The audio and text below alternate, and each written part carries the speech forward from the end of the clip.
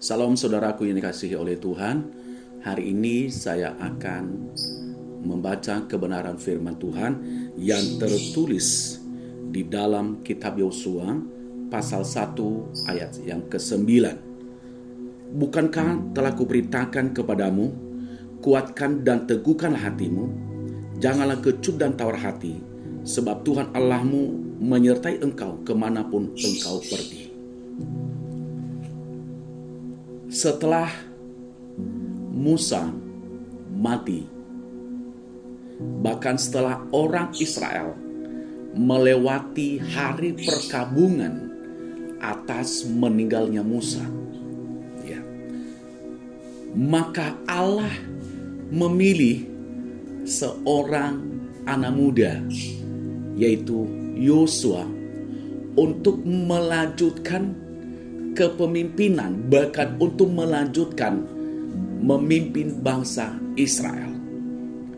Dan pesan Allah sangat jelas di dalam ayat ini, yaitu di dalam Yosua pasal 1 ayat 9. Dikatakan, bukankah telah kuberitakan kepadamu, kuatkan dan teguhkanlah hatimu, janganlah kecut dan tawar hati, sebab Tuhan Allah menyertai engkau kemanapun engkau pergi. Di sini ada janji Allah yang luar biasa. Bahkan di sini juga ada kekuatan yang memotivasi Yosua sehingga dia menjadi seorang prajurit yang tangguh dan beriman. Makanya saya berikan judul uraian khotbah saya hari ini, prajurit yang tangguh dan beriman. Mungkin kita berkata, aduh bagaimana saya bisa beriman? Bagaimana saya bisa tangguh? Saya sangat percaya bisa kalau kita mengerjakan kebenaran firman Tuhan. Dan pesan Allah kepada Yosua sangat jelas. Jangan kecut dan tawar hati. Itu sangat tegas. Artinya, jangan takut menghadapi siapapun. Jangan tawar hati kalau engkau menghadapi musuh. Jangan tawar hati kalau engkau dihina orang. Jangan tawar hati kalau engkau dicaci maki orang. Jangan tawar hati kalau engkau menghadapi tekanan apapun. Jangan tawar hati kalau engkau dihina oleh sebangsamu. Tetapi apa kata firman Tuhan? Kuatkan dan teguhkanlah hatimu. Harus kita kuat. Apalagi zaman-zaman ini, saudaraku dikasihi oleh Tuhan, kita harus menjadi anak Tuhan yang kuat. Situasi yang tidak menentu, COVID sudah 15 bulan, saudaraku dikasihi oleh Tuhan, di seluruh dunia. Dunia sedang ketakutan, tetapi kita tetap kuat di dalam Tuhan. Kita berdoa supaya COVID itu cepat berlalu, khususnya di negara yang kita cintai ini, yaitu di Indonesia. Dengan cara saudaraku dikasihi, kita terus berdoa, kita ikuti aturan dari para pemerintah, apa yang sudah ditentukan oleh pemerintah untuk protokol kesehatan. Kita ikuti, saudaraku dikasihi Tuhan. Kenapa? Kalau kita ikuti, kita yang akan mendapatkan kesehatan. Amin, saudaraku dikasihi oleh Tuhan. Makanya hari ini, mengapa Yosua dikatakan prajurit yang dapat diandalkan? Dan tangguh dan beriman? Karena satu, ia bukan seorang yang senang ikut arus. Yosua tidak gampang dia ikut arus. Yosua tidak gampang dia terpengaruh. Yosua tidak gampang didikte oleh orang. Yosua dia memiliki, makanya dikatakan ia bukan seorang yang senang ikut arus. Dalam kita iring Tuhan, jangan ikut arus. Kata orang ada di sini, oh rame-rame ke sana. Kata orang ada di sini, rame-rame di sana. Kata orang ini firman Tuhan yang hanya menyenangkan telinga kita. Kita sudah ikut arus di situ. Karena sekarang kan senang orang kalau hanya untuk menyenangkan telinganya. Dia tidak senang yaitu firman Tuhan kalau keras, kalau pendeta ngomong dari mimbar, harus kita hidup dalam kekudusan, tidak boleh melakukan perzinahan, tidak boleh korupsi, tidak boleh selingkuh, tidak boleh mabuk, tidak boleh begini, tidak boleh melakukan ini. Oh, kita tinggalkan itu. Oh, apa ini pendeta? Itu namanya Saudaraku, kita ikut arus. Orang yang tidak ikut arus, dia berkata, aduh terima kasih. Hari ini lewat firman Tuhan, saya diingatkan, saya dikuatkan, supaya hidup saya menjadi prajurit yang tangguh dan yang beriman. Saudara akan dikasihi oleh Tuhan. Hari ini, buka hatimu untuk Tuhan. Jangan sampai ikut arus.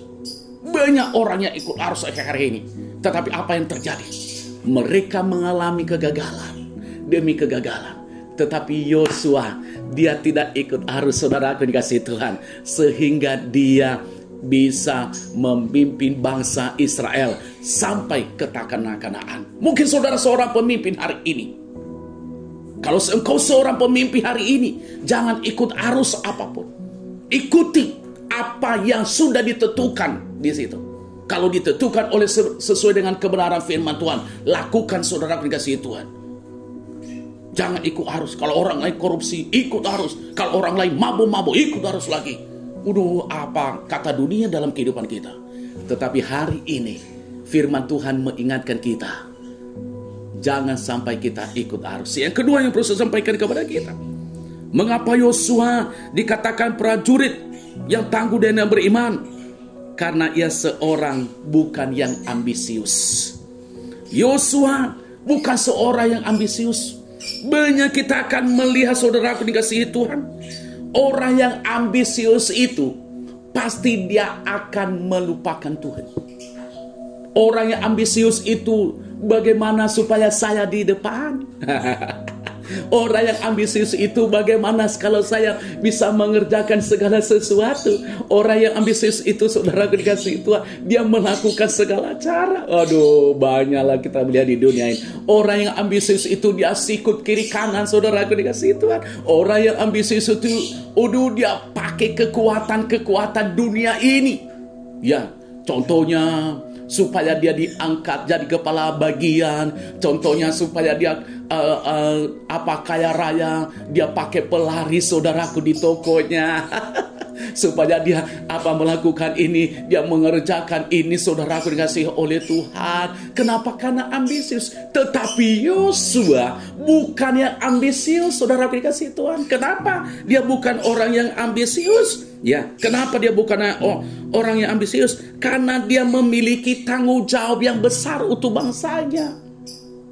Ya, dia memiliki tanggung jawab yang besar untuk bangsanya karena perintah Tuhan.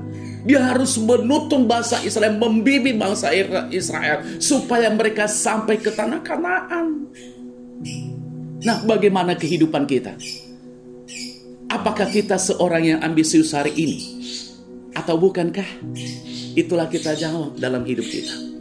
Kalau engkau orang yang ambisius hari ini, saya mau katakan, tidak akan lama lagi Tuhan akan jatuhkan. Tetapi kalau engkau adalah orang yang tidak ambisius, engkau akan diangkat oleh Tuhan lebih tinggi dan lebih tinggi lagi.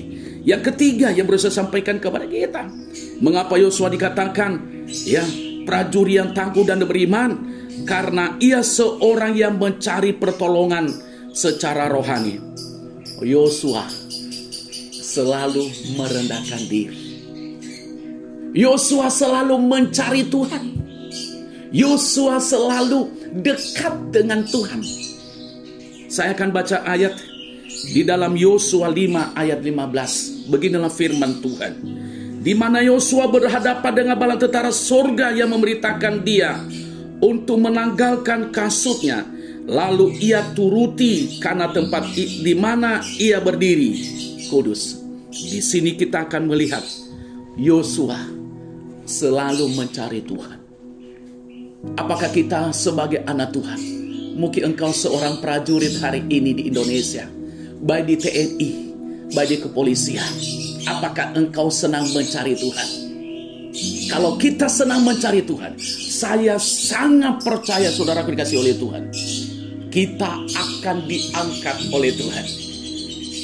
Makanya Yosua diangkat oleh Tuhan.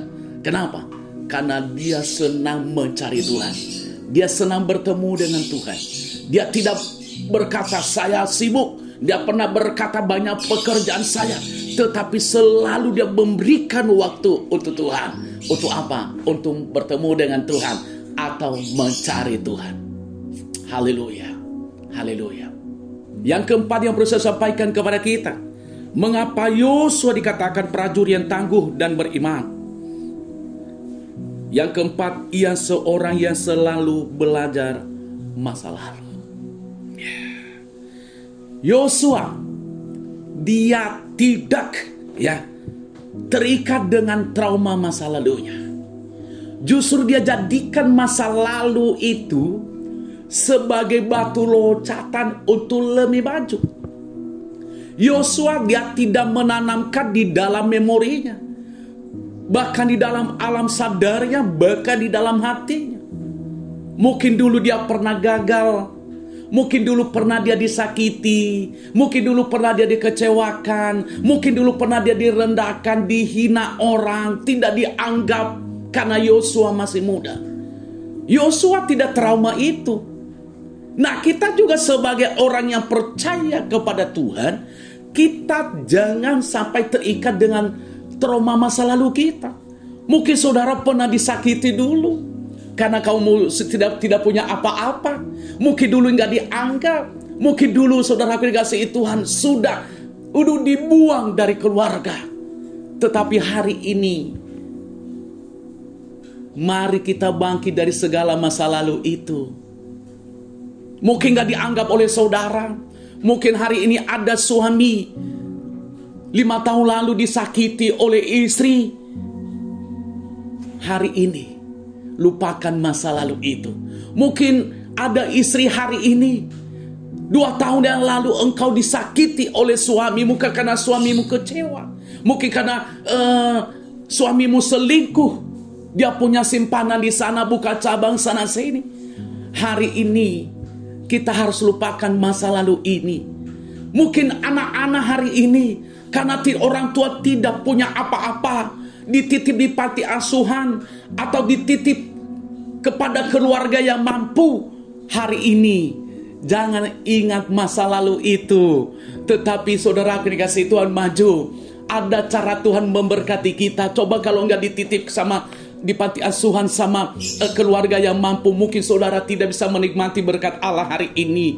Jangan sakit hati kepada kedua orang tuamu, berkata, oh cara Tuhan memberkati saya, cara Tuhan mengangkat kehidupan saya, sehingga saya tidak pernah menganggap masa lalu itu. Nah, masa lalu itu kita anggap sebagai batu loncatan agar kita lebih tinggi lagi, saudaraku dikasih oleh Tuhan. Amin. Amin. Hari ini janganlah pernah keraskan hatimu hari ini. Tetapi ingat, Tuhan sangat sayang kepada kita hari ini. Ya.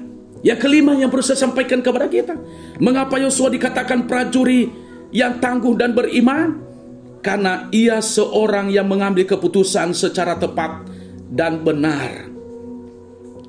Yosua mengambil keputusan yang sangat tepat dan benar. Tepat dalam hal apa? Dia selalu dekat dengan Tuhan. Ya. Dia selalu dekat dengan Tuhan. Apa yang diperintahkan Tuhan kepadanya, ya, dia selalu lakukan. Dia selalu praktekkan. Dia selalu kerjakan di dalam kehidupannya. Yosua selalu menyenangkan hati Tuhan. Dia jaga hatinya, dia jaga pikirannya, dia jaga seluruh kehidupannya. Sedia mengambil keputusan yang tepat. Dia ikut Tuhan. Dia mengabdi kepada Musa. Tidak ada roh pemberontakan di dalam kehidupannya. Makanya Tuhan mengangkat dia. Saudara yang dikasihi oleh Tuhan, kalau kita, ya, sekali lagi, kalau kita mengambil keputusan dan benar, ikut Tuhan hari ini, justru itu yang terbaik. Kalau saudara hari ini mengambil keputusan yang tepat, hidup dalam kekudusan, itu keputusan yang benar. Kalau hari ini saudara mengambil keputusan yang benar, tidak mencari kekayaan lewat persugingan, saudaraku dikasih Tuhan, saya mau katakan itu keputusan yang benar. Saudara dikasihi oleh Tuhan, kalau hari ini saudara mengambil keputusan yang tepat, tidak melakukan korupsi, hanya saudara memakan gajimu per bulan, itu keputusan yang benar. Kalau saudara hari ini, saudaraku mengambil keputusan bahwa engkau mengembalikan persepuluhan saudara, yaitu 1/10 dari seluruh pendapatan saudara setiap bulan, itu keputusan yang sangat tepat, saudara kasih Tuhan. Saya mau katakan, engkau adalah seorang prajurit Kristus yang tangguh dan beriman, saudara kasih Tuhan. Kalau hari ini anak muda tidak melakukan seks bebas, saya mau katakan, engkau adalah seorang prajurit yang tangguh dan beriman. Ya, itu adalah keputusan yang tepat. Kalau hari ini engkau tidak pakai narkoba, saya mau katakan, saudaraku yang kasih Tuhan, itu adalah keputusan yang benar dan tepat. Kenapa? Karena engkau adalah seorang prajurit. Kalau hari ini hidupmu selalu menyenangkan hati Tuhan, saya percaya kita akan selalu melihat hal-hal yang dahsyat di dalam kehidupan kita. Hari ini saya mengambil kesimpulan dalam khotbah saya ini, ya, yaitu supaya kita menjadi prajurit yang tangguh dan beriman. Ya, kita harus tidak ikut arus. Ya, jangan kita menjadi orang yang ambisius, dan jangan juga kita selalu harus mencari pertolongan Tuhan. Dan kita juga harus belajar untuk masa lalu kita, untuk lebih maju lagi. Dan yang adalah kita harus mengambil keputusan yang tepat untuk kita lebih maju. Kalau kita mengerjakan kelima perkara ini, saya percaya kita menjadi prajurit yang tangguh dan yang beriman. Sukses buat saudara. Tuhan Yesus Kristus memberkati.